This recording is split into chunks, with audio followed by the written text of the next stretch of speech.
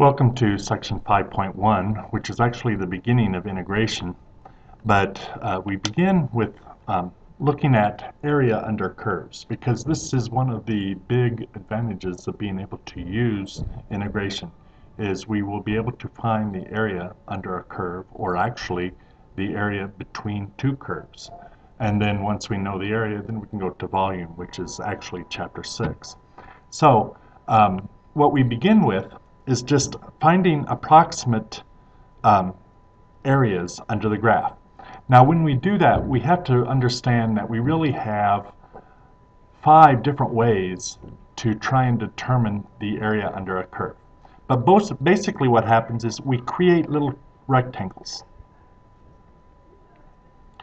And so what we might do here is, if we have this rectangle, we have many options to make the top here to determine what would the area of this be. We have what is called the left side approximation, which means the left side of the rectangle is going to become the top, regardless of how high the right side goes.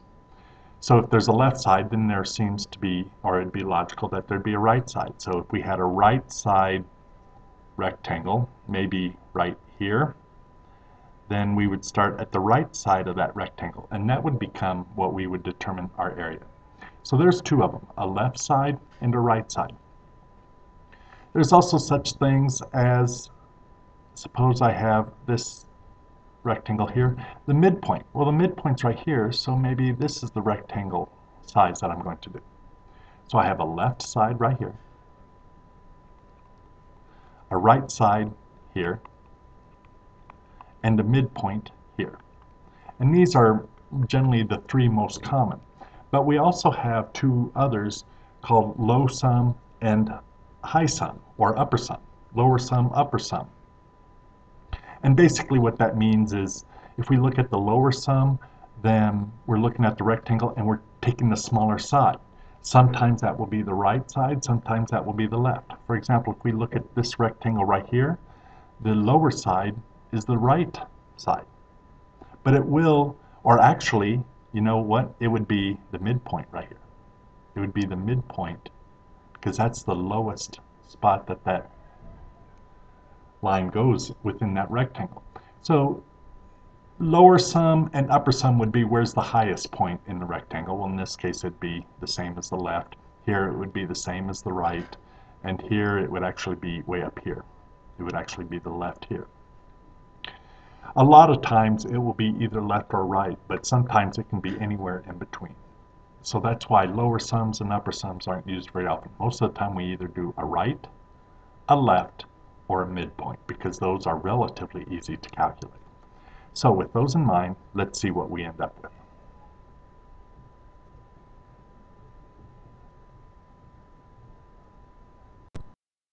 Example 1. Example 1, we have f of x is equal to x squared. We are told to go from x equals 0 to x equals 3, and we also want to use the midpoint. So first thing I'm going to do is I am going to draw this graph and make absolutely sure that I go between x equals 0 and x equals 3. So I get something that looks like this, because I know x squared is a parabola, so it's going to look like that. And it tells specifically we're going to use 2 rectangles of equal length. Okay, so between 0 and 3, I need 2 rectangles that are exactly the same width. Well, that would be here at 3 and 0, and then I need 2 rectangles, so that means I'm going to cut this one right in half. So here are my 2 rectangles. Now I don't know, well, and I'm told to use midpoint. So that means this first rectangle is going to go about right there. And the midpoint here would be, I don't know, about right there. And so that's going to be the rectangle I'm going to use for that midpoint. So I have this rectangle here, this rectangle here. I'm going to have to find the area, add them together, and that's what I'm going to get. But what we do need to realize is we need to be very careful with what is the midpoint right here, or what is the height, because that's what we need to look at. Plus we also need to look at what's the width. Well, the width should be pretty simple, and I am going to allow you to go into decimals immediately. So we know the height here, or the um, width of that rectangle is 1.5. But then we need to figure out, okay, what's the height? Well, the height is halfway between 0 and 1.5, so that's 0.75. And so I'm going to plug in 0.75 into the formula, or the function. So f of 0.75 is 0.5625. So the area of this first rectangle, and I'm just going to say area of rectangle 1, will be 1.5, because that's the width. And the height, since the midpoint between 0 and 1.5 is 0.75, and 0.75 squared is 0.5625. And so all I have to do is to multiply those together, and I get 0.84375. So that's what the area of this rectangle is. Now I need to find the area of rectangle 2. Well, the width is still 1.5, and that's going to be consistent. Your widths should always be the same. Otherwise, it becomes basically impossible. Understand what we're going to do. Eventually, we're going to make these infinitely small rectangles, and the smaller our rectangles, the smaller our rectangles are wide, the more accurate the area will actually be. And so I look, what is the midpoint between 1.5 and 3? Well, that's not too difficult to calculate. That is 2.25, and then all I have to do is square that, and when I square that, I get 5.0625. So all I'm doing is taking the midpoint from here to here, 1.5 to 3, that's 2.25, and then I just plug that into here to figure out how high would it be. 2.25 squared is 5.0625. Multiplying that by 1.5, I get 7.59375. And then since these are our two rectangles, all we have to do is add these, and we end up with 8.43750. And so the area of these two rectangles combined is 8.43750. Our estimation of what would the area be under the curve, that's what we're attempting to do. The estimation would be 8.43750. Now eventually we will find that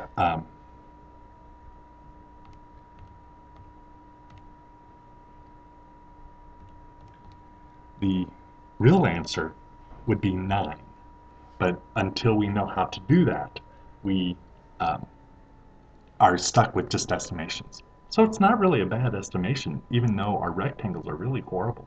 Our estimation was 8.43750. The actual area is 9. And like I said, you will eventually be able to get that all in a matter of minutes.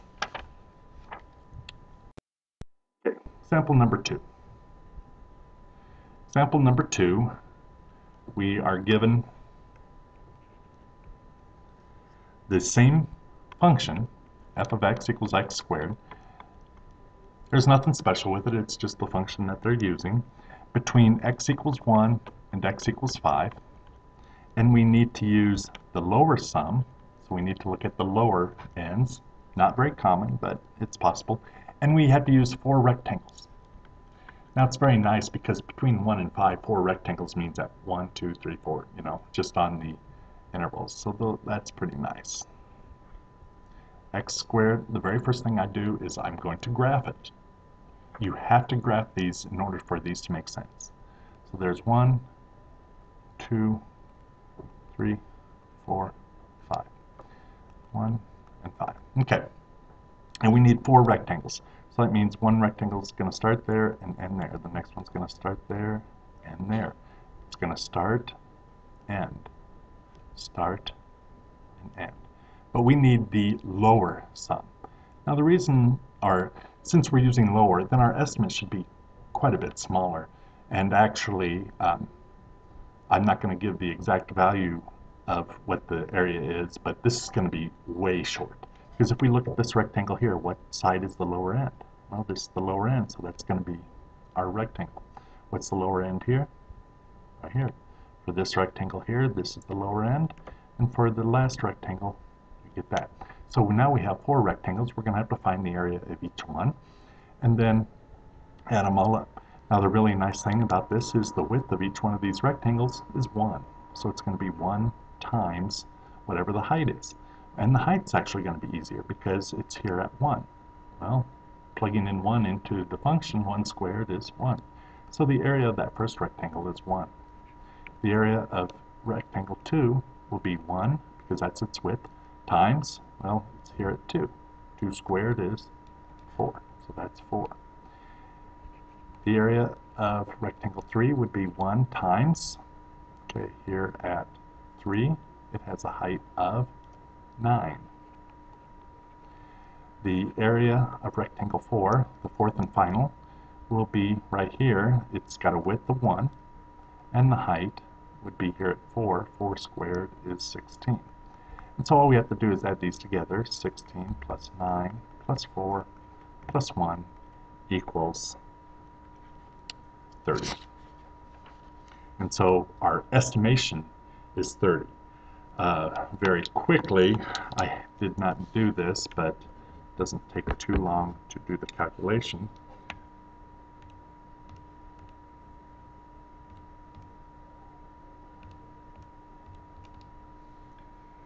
The actual answer is 41.3 repeating. So we are short. We're short quite a bit. We're short by almost, or a little over 25%. But that should be expected because we're taking the lower sum. Realize if we would take the upper sum, we would be way over. Because instead of having the rectangles as we had, we would have this rectangle here, this rectangle here, this rectangle here, and this rectangle here. So each time we would have more area than what was underneath the curve. So realize there's advantages to both of them.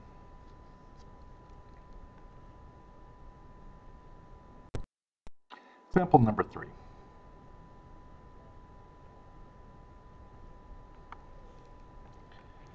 Example number 3, we have f of x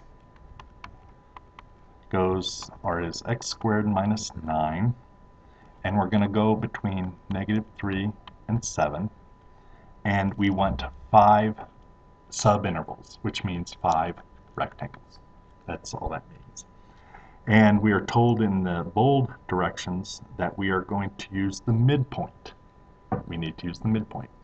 Okay, so first thing we need to do is we need to draw this graph over at least this interval here.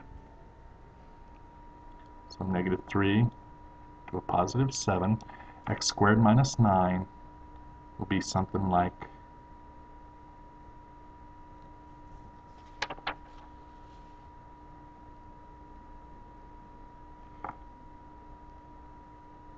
this, if this is -3 and this is 7. Okay, we need to cut this into 5 equal rectangles. Well, between -3 and 7, that's a total of 10, so that means each of our rectangles will have a width of 2, which is very nice. But notice here we're going down below the line. That's not really a big problem, it's just something we have to deal with. So, and then the next width of 2 would bring us over here to 1, so I'm just going to draw all the way down here. Then we would get 5. There's 1. My graph is way off. I apologize, but realize each of these rectangles I'm showing will have to be understood to be a complete rectangle, because right here this is where 3 should be. So obviously you see I'm way off, but that's okay. And we potentially have a rectangle that's going to come down here, and then between 3 and 5, so this rectangle is going to go up here, and then 7 is going to be our 5th rectangle. But realize we're going to have 5 rectangles. One here, the second one here, third one here, fourth one here, and the 5th one here. And so what we need to do is we need to use the midpoint formula. So that means we would use this point here. So this is how high our rectangle, or how low our rectangle will be for this one. The midpoint here would be right here, so that would be our rectangle there. Midpoint here would be like that, so our rectangle would be this one here. Midpoint might be about right there, so that's how high our rectangle is going to be, and midpoint here will be here. Now realize you don't want to estimate this just by looks, because it's not going to work. Okay, so I have 5 rectangles. 1, 2, 3, 4, 5. I understand each one of these has the width of 2, even though they look like they're completely different. And then it's just a matter of figuring out what would the height of each one of these be. So the area of rectangle 1 would have a width of 2, and then I know the midpoint here is -2. So if I plug in -2 into this, I get -5. Well, I'm only interested in the positive, it doesn't make sense to have a -5 height. So that would be a height of 5, or the area would be 10. The area of rectangle 2. The midpoint is actually at 0, so if I plug in 0 here, I get -9. Well, I'm interested in the actual height, so that's 9. I'm going to take 2, because that's how wide it is, times 9, which is equal to 18. Third rectangle is this one right here. I know I have a width of 2, and the midpoint would be at 2. Plug in 2 here, and I get -5. Well, once again, I'm just interested in the length, so it's positive. 2 times 5 is 10. The area of rectangle 4 would have a width of 2 times, okay, the midpoint here would be 4. Plugging in 4 here, I get 7 as the height. So 2 times 7 would be 14. And finally, the area of the 5th rectangle, let's see, would be, okay, this would be a 6. So I plug in 6 here, and I get 27 as the height. Whoops. 36 minus 9 is 27, right? Yeah. So it's got a width of 2, height of 27, which is 54. Now all I have to do is add these up. So there's 8, 16, carry the 1, 6, 7, 8, 9, 10.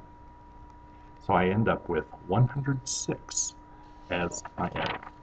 Now, the really funny thing about this is this isn't as simple to figure out what the area is, but it's really a whole lot quicker than doing what we just did.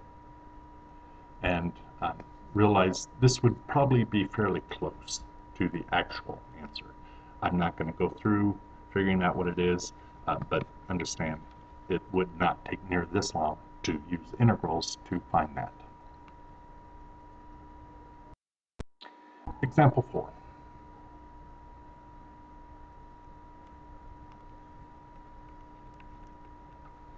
Example 4, f of t is equal to 4 minus the cosine of pi t over 2, quantity squared. And we're going to go from 0 to 4, and we're going to use 4 rectangles, because it tells us to split it up into 4 subintervals. Same thing. Subintervals tells us how many rectangles to split it up into. Okay, now here's where we need to go and graph this, and we need to go back to pre-calculus when we were actually graphing this. Okay, I know that I'm going to shift it up 4. The 0 line is going to shift up 4, so I'm way up here. And I need to remember that, ooh, this is squared though. Wow. Okay, this isn't quite so fun anymore. What I'm going to do is, rather than drawing the graph, what I'm going to do is just figure out, okay, from 0 to 4, 1, 2, 3, 4. Here's my rectangles, and I don't know how high they're going to go. They're going to go a certain height. And we're told to use the midpoint, so I'm going to use the points 1/2, 3/2, 5/2, and 7/2, which are the midpoints here. So if I plug in 1/2 here, I get pi over 4. The cosine of pi over 4 is root 2 over 2. Square that is 1/2, and 4 minus 1/2 is 7/2. So I'm just, that would put me right here. My height would be 7/2, doing the midpoint. So I know there's my rectangle. Let's plug in the midpoint here, which is 3/2. Well, if I plug in 3/2 here, this becomes 3 pi over 4. The cosine of 3 pi over 4 is negative root 2 over 2. Negative root 2 over 2 squared is 1/2. 4 minus 1/2 is 7/2. Wow, isn't this very nice? We have two rectangles exactly the same height and exactly the same width. Let's try this one. This would have the value of 5/2 because this is 1, 2, 3, and 4. 5/2 falls halfway in between. So 5/2, pi times 5/2 over 2 is 5 pi over 4. The cosine of 5 pi over 4 is negative root 2 over 2. Negative root 2 over 2 squared is 1/2. 4 minus 1/2 is 7/2. Well, looky there. Now, if you were gambling, I imagine you would say, well, I bet the next height is 7/2, but let's just make sure. This would be 7/2 right here. 7/2, plugging that into t, we get 7 pi over 4. The cosine of 7 pi over 4 is root 2 over 2. Square that, that's 1/2. 4 minus 1/2 is 7/2. Now here's one thing really nice. We don't need to go A1, A2, A3, A4. We just need to understand each rectangle is exactly the same size. It has a width of 1 and it has a height of 7/2. So 1 times 7/2 is 7/2. But we happen to have 4 rectangles that are exactly the same size. So what we're going to have to do is we're going to have to take the 7/2 times 4, which ends up equaling 14. So our estimate of the area there would be 14. This doesn't happen often, but it does. You know, if you don't really want to do the graph, you know, that's okay. You can do it exactly as I did here, but the graph, you at least want to be able to do the x-axis and make sure that you split your rectangles in appropriately. Then whatever method you need to use, you can go from there.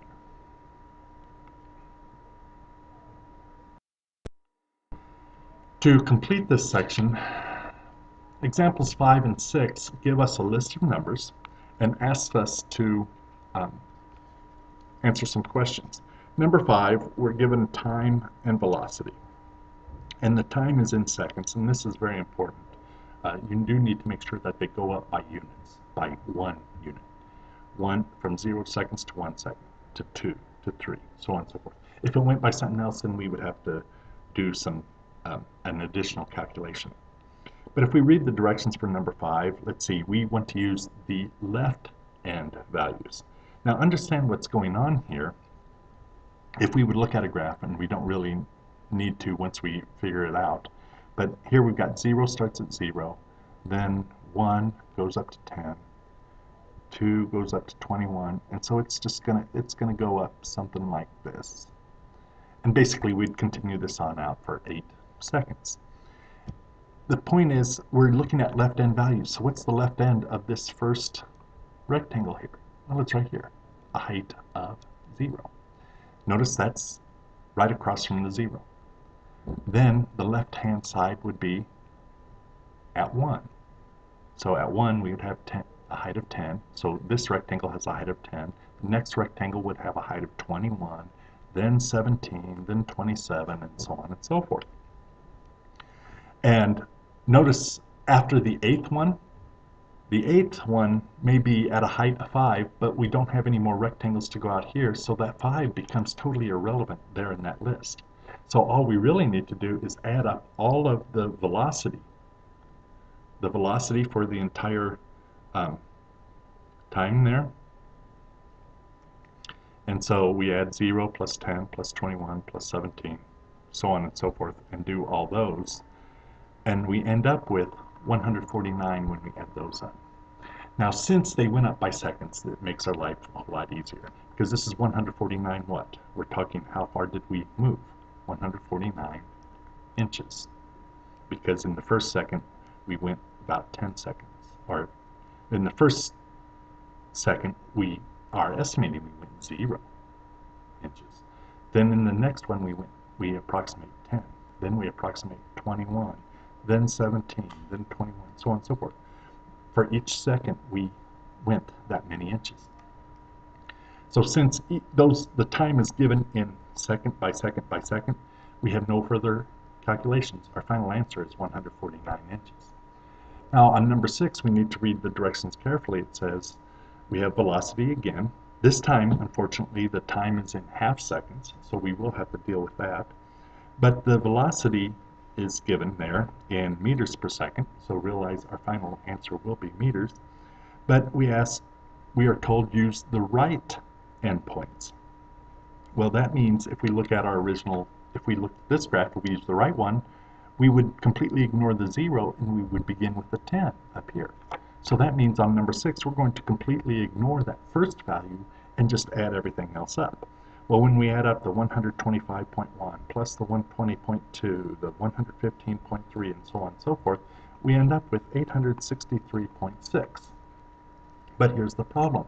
That is 863.6 meters per second, but we have looked at it over half-second intervals. So in order to get this to work out right, since this is, we assumed here that the area of each one was 1. Just like here, the area of each one was 1, because this would be 1 second, this would be another second, this would be another second. But here, each of our area is 1/2, because it's 1/2 of a second. So what we have to do is we have to multiply by 0.5, or divide by 2, however you want to look at it. But really the reason it makes sense is because since our the widths of our rectangles are at 0.5, it makes sense to multiply by 0.5. So when we multiply by 0.5, we get 436.8. 436.8 what? Meters. That's about how far we traveled in just those 4 seconds. That's some pretty heavy duty traveling in just 4 seconds. But this is the way, whether you're given table or equations, or, if you want to, I would strongly suggest graphing, but if the graph becomes too much of a headache, then maybe just plug in the values and realize, okay, I don't care where it ends up on the graph, I just need to know what's its width and what's its height, and as long as you know those things, you will do just fine.